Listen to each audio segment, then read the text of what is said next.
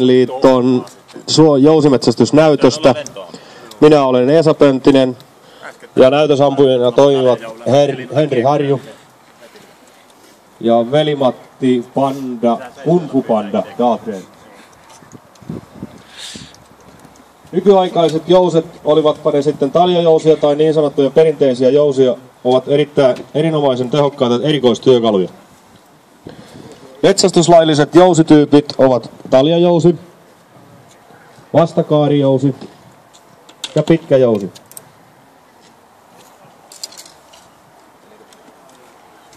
Perinteisessä metsästysjousissa ei juurikaan käytetä lisävarusteita. Jänteelle asetetaan nokin paikkamerkki, jotta nuoli asettuu aina samaan kulmaan suhteessa jänteeseen. Jänteellä saattaa olla myös värinän vaimentimet. Nuolihyllynä toimii jousin ikkunaleikkaus, joka on pehmustettu esimerkiksi nahan palalla.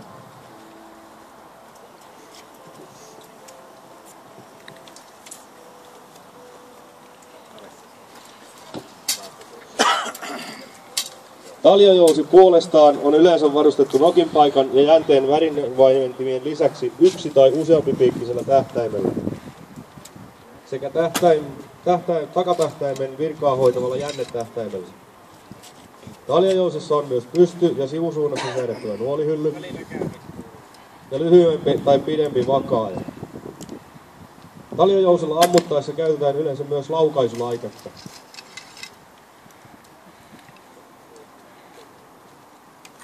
Varsi eli jalkajousta ei metsästykseen saa Suomessa käyttää.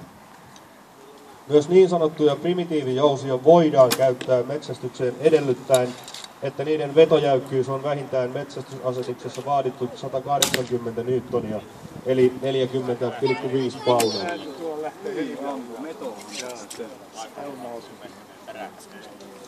Jousityypin valinta voi riippua mieltymyksestä, käytettävässä olevasta ajasta, innostuksesta ja taipumuksesta. Jonkun juttu saattaa olla ensisijaisesti itse jousiammunta ja jouset, jousikulttuuri ja perinne. Kun taas toisen painopiste on enemmän käytännön metsästyksen puolella.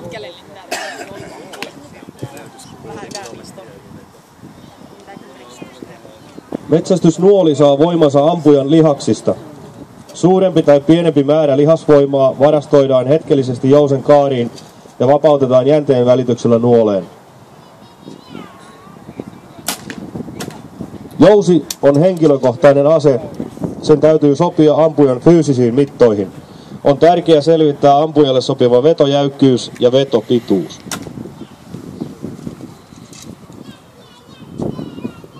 Karkeasti yksinkertaistettuna teknisempi taljajousi tähtäimineen ja nuolihyllyneen vaatii enemmän perehtymistä itse aseeseen. Rakenteeltaan yksinkertaisemmat tähtäimettömät pitkäjousi ja vastakaarijousi puolestaan vaativat erittäin paljon harjoittelua.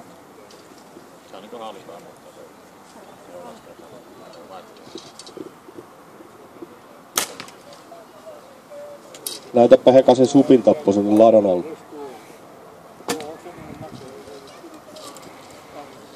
Tässä laukauksessa näemme, Henrillä on tuo Whiskersbiscuitin hylly, jolla pystyy tämän laukauksen suorittamaan.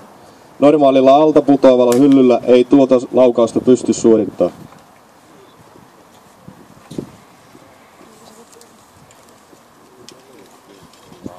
Metsästysjousi soveltuu hyvin myös majavan metsästykseen.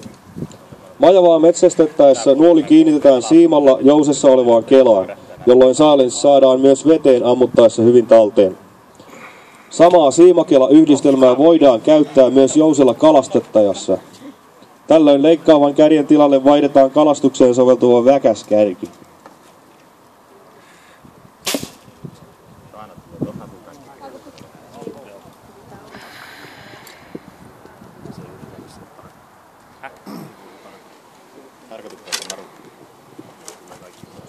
Nykyaikainen metsästysnuoli on valmistettu hiilikuidusta tai alumiinista, joskus myös näiden yhdistelmästä. Myös puunuolia käytetään edelleen jonkin verran perinteisen ja primitiivijousten yhteydessä.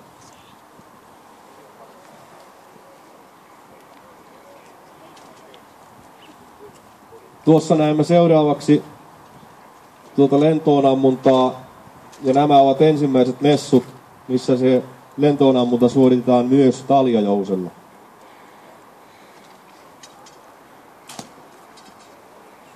Nykyaikainen metsästys. Tyypillinen metsästysnuoli painaa 25-35 grammaa. Nuolessa on yleensä 3 lentoa vakauttavaa sulkaa. Nokki nuolen jänteelle kiinnittämistä varten sekä leikkaava metsästyskärki. Myös iskeviä, kylttäpäisiä kärkiä käytetään pienimpiin lajiin, kuten pyyn metsästykseen. Tauluammuntakärkeä ei saa käyttää minkään lajin metsästykseen. Ja tässä lentoonammunnassa me näemme nämä sulat ovat vähän suurempia, ja niitä kutsutaan kulkuun suliksi. Eli lentoonammuttaessa nuoli menettää vauhtinsa noiden sulkien takia. Leikkaavassa metsästyskärjessä on 2-4 erittäin terävää perää. Kärjen leveys on tyypillisesti 25-38 mm.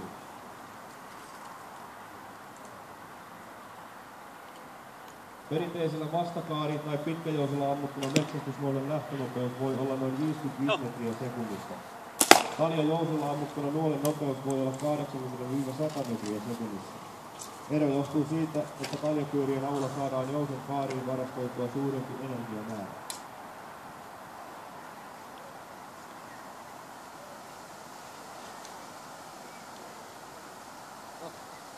Vaikka nuoli lentää kivääriluotiin verrattuna todella hitaasti, kykenee se asianmukaisella terävällä metsästyskärjellä varustettuna läpäisemään puhtaasti esimerkiksi valkohäntäpöydän kokoisen riistaeläimen.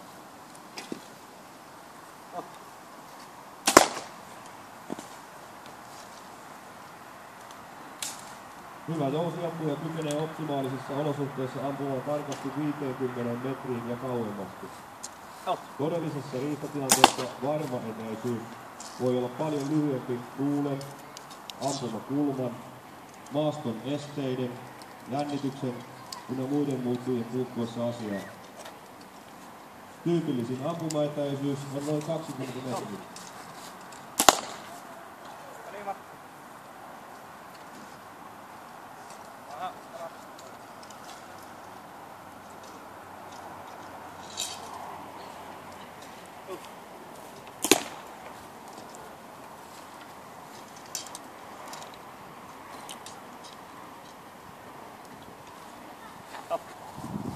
Pohjois-Amerikan mantereella kaikki lajit oravasta biisoniin ja suurimpiin karhuihin, muun muassa russiakarhu, harmaakarhu ja jääkarhu, ovat tavanomaista jousiriistaa.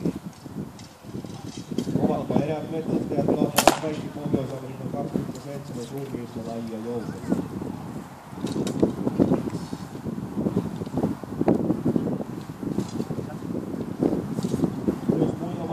Metsästetään jousilla pääasiassa suurta riistaa. Jos kukkara kestää, voi Afrikassa kaataa jousilla vaikka kuuluisen rikkaarissarja, johon kuuluvat norsu, karvikuono, kukkeli, leijona, kuukaisu,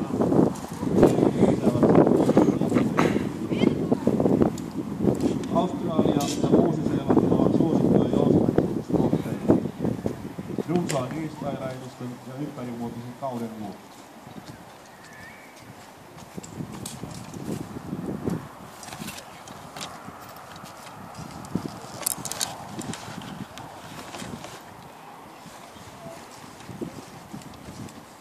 Suomessa jousilla saadaan metsästää vain pientä riistaa. Majavaa ja metsäkaulut on tämän hetkisten säädösten mukaan.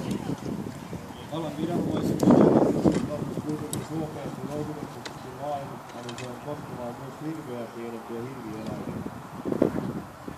Joten lähitulevaisuudessa kutsutaan metsästäjille tarjotella mahdollisuuden lähteä peurapassiin myös jousen kanssa. Eri peuralajit ovat niitä tyypillisimpiä jousimetsästyskohteita maailmalla. Yhdysvalloissa ammutaan jousilla vuosittain noin 1 miljoona valkohäntäpeuraa.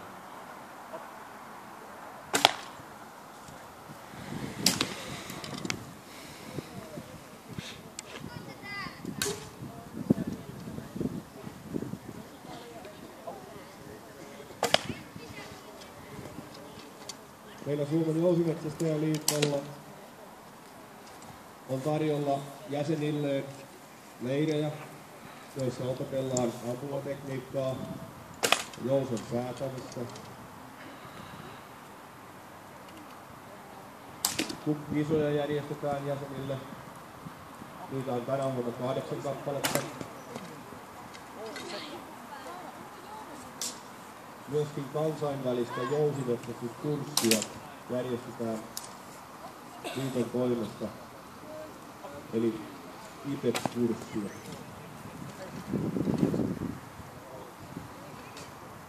Jos tätä Veli-Mattia saa pikkusen yllätettyä siitä, että mistä se sai tämän kumppupanda nimen, niin voisit näyttää se niin sanotun kurkityylin, jonka Veli-Matti tuosta mainitsi.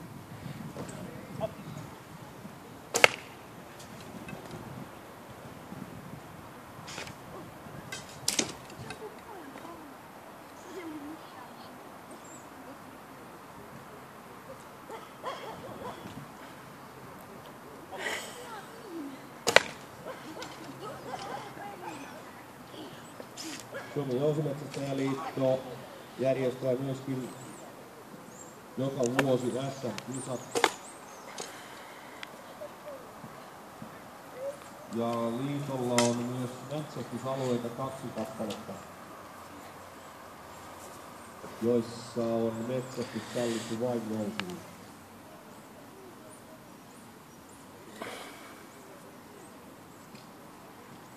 Lisätietoja löytää jousimetsästyksestä meidän nettisivuiltamme jousimetsästys.fi. Tässä meillä on liiton osastolla myöskin taljajousia, joita saa kokeilla, ja perinteisimpiä paistojousia.